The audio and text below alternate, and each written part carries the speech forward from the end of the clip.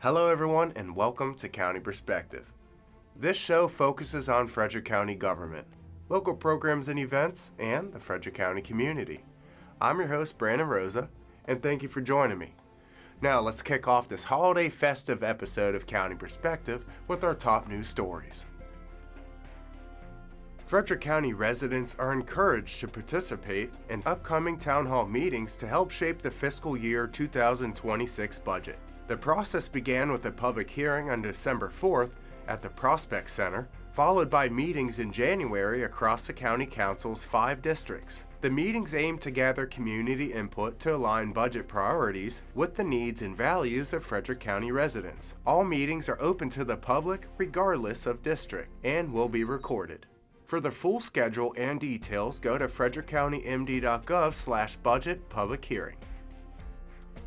Frederick County Executive Jessica Fitzwater has appointed Carolyn True as Director of the Division of Aging and Independence. A Frederick County government employee for 27 years, Ms. True has extensive experience serving the community's vulnerable populations. Previously serving as Deputy Director since January of 2024, Ms. True became Acting Director in September following the retirement of Catherine Shea. The division oversees 6 50-plus community centers, the Scott Key Center, Meals on Wheels, and service coordination for seniors, along with resources for caregivers, seniors, veterans, and people with disabilities.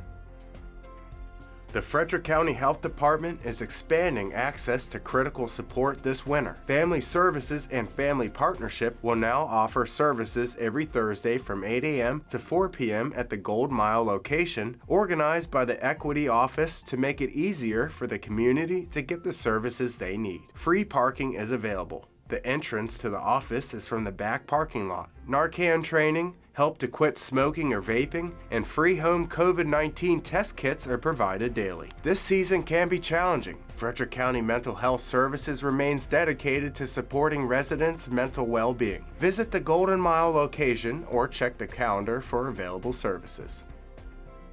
Did you know that Frederick County has many museums to visit? Instead of driving all the way to Washington, D.C. to explore a museum, how about you check out the ones in our backyard first? In the latest episode of Destination Frederick County, FCG-TV visits the South Mountain Heritage Society, the William F. Moran Jr. Museum and Foundation, and the Frederick County Fire and Rescue Museum. Let's check it out. Welcome to Frederick County, where our hidden gem museums are like secret treasure chests waiting to be cracked open. We're about to explore fascinating stories from a small town, learn about heroes of our fire rescue services, and even meet a man who rediscovered ancient bladesmithing techniques. Ready? Let's dive in.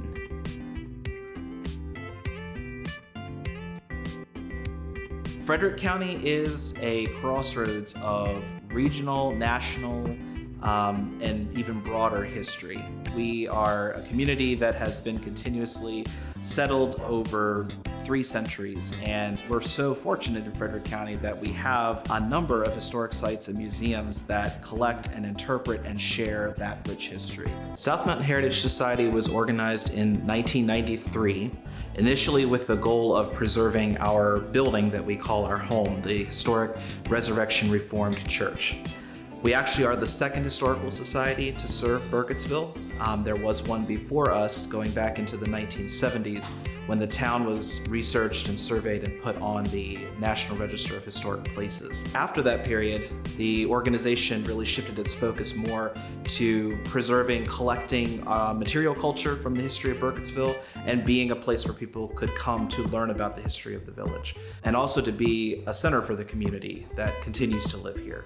And so that really has defined our work for the last 20 years. You can go in Frederick County and see really distinct and different communities all throughout our county's area. And most of them will have a historical society or a museum or a historic site that you can go to and really gain a better appreciation for what you're seeing.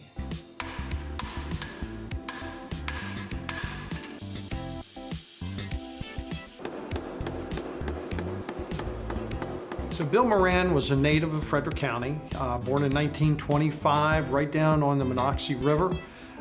He was raised on a dairy farm, and so he found a need to have a knife on him at all times. And Bill was a self-taught knife maker. He made his first knife about 12 years old. Eventually, he wanted to get away from the farm, and so he started looking for a place that he could move to, and he bought this piece of property and built this shop that we're in right now. We use this shop for demonstrations, we use it for testing. You know, we take the history about this facility, about Bill Moran, and we take it out to the public. We present it here, we go on the road with it. Every chance we get, you know, we're always giving information about Bill Moran and the significance that he had in the industry of knife making, bladesmithing, if you will. About 7, maybe 8 years ago, we decided that we needed to have a place where we could really teach people how to make their own hand-forged knives. And that's why we built the building that we did, the W.F. Moran Bladesmith and Artisan Academy. I mean, we do offer classes for all types of levels, and really it's for the basic people, the people in the very beginning. And you know, we get so much joy out of taking people that have never made a knife, explaining the process to them, having the classroom, and then taking them out into the shop and actually putting that classroom information to work. And the reaction that they have when they finish that knife, they got the biggest smiles on their face because they have created something of their own hand.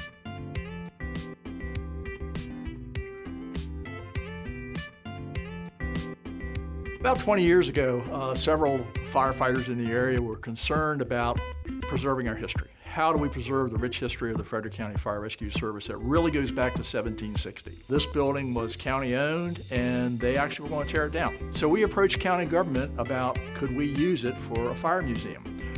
The location being walking distance from the National Fire Academy was perfect, and as it's wound up, most of our visitors are national or even international in scope that come here. So we've been in existence in this particular structure for about 15 years. Well, particularly in Frederick County, it's much more than fighting fire. We had militia units that went to Harper's Ferry. Our EMS, you know, we have an evolution of emergency services for EMS, providing ambulance service, the rescue squads, the small communities that bound together for fire protection after a major fire. So there's a lot of unique history, not just fighting the fire, but most of our communities had volunteer fire companies, and those volunteer fire companies, in many respects, are the center of those communities. So telling the fire service story is really telling the story of Frederick County. I mean, Frederick County is so fortunate to have some great museums for people to see. Not only the fire museum here, think of all the many, many museums in Frederick County that really tell our county story. So really encourage people, come out, learn about your county, learn about where you live, and see a museum.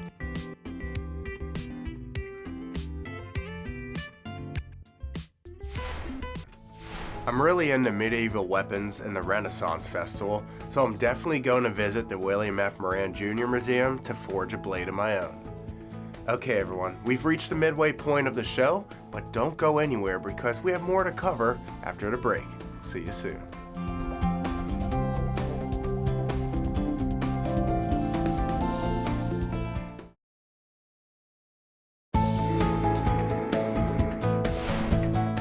Welcome back to County Perspective. I'm your host, Brandon Rosa.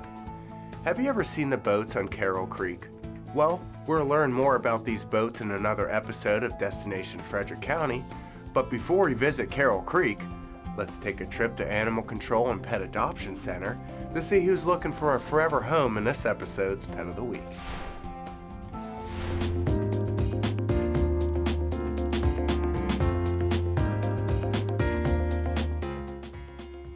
Allegra is one of FCAC's longest feline residents. Although quite shy at first, she has blossomed into an incredibly sweet senior.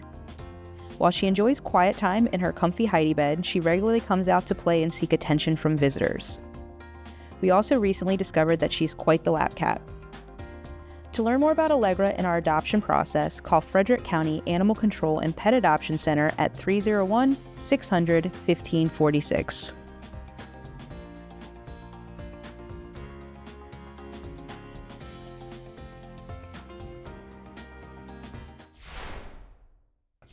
The winter solstice. better known as the fleet of boats that are currently floating on Carrol Creek. Local businesses and private organizations construct these boats and put them out for display during the winter season. Now, these boats sail back to their nesting grounds every February, so go see them before they're gone. But first, watch this episode of Destination Frederick County to find out more. Frederick County is home to one of the most unique winter light displays in the world. Each year, you'll find more than 24 lighted boats on the chilly waters of Carrol Creek Park in downtown Frederick. But this is more than just a beautiful display of light, art, and water. Discover how this volunteer-led effort, born out of a garage, turned into one of Frederick's must-visit attractions, and how it raises thousands of dollars for local nonprofit organizations.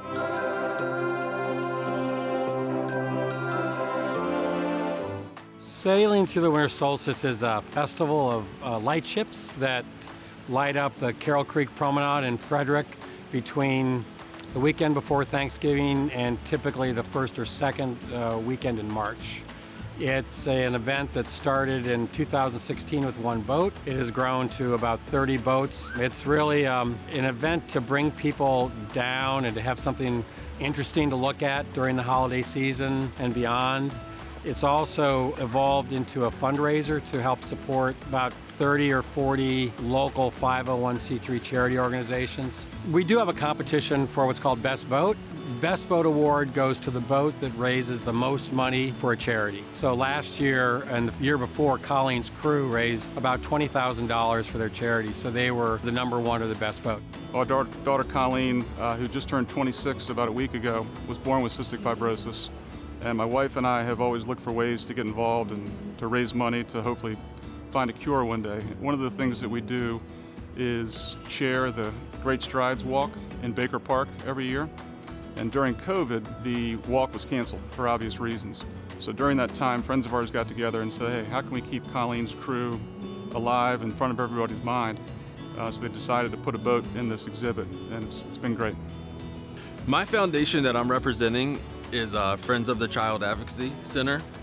What they do is they step in and support the CAC in areas that they can't necessarily directly have an impact.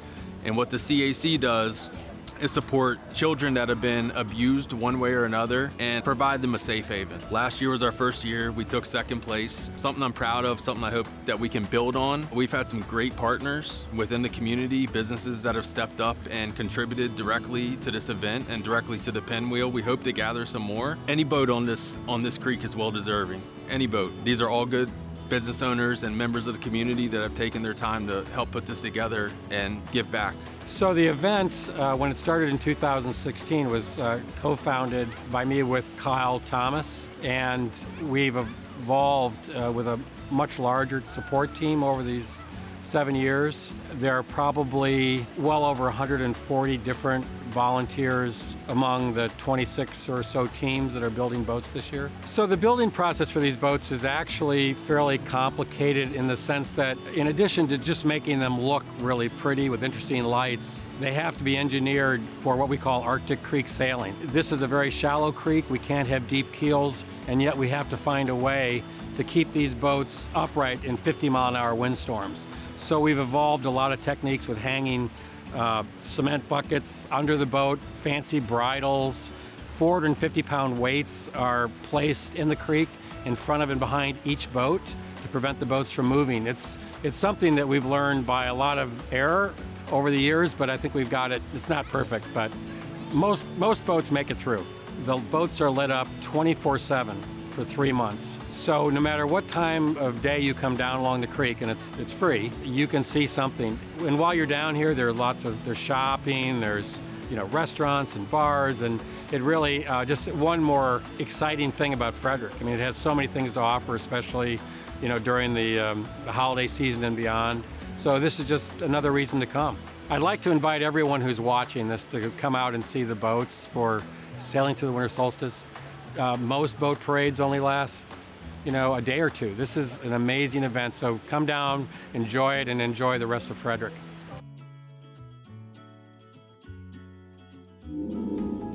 Now it's time in the show to see what activities county divisions and departments are hosting in the next few weeks in this episode's calendar of events.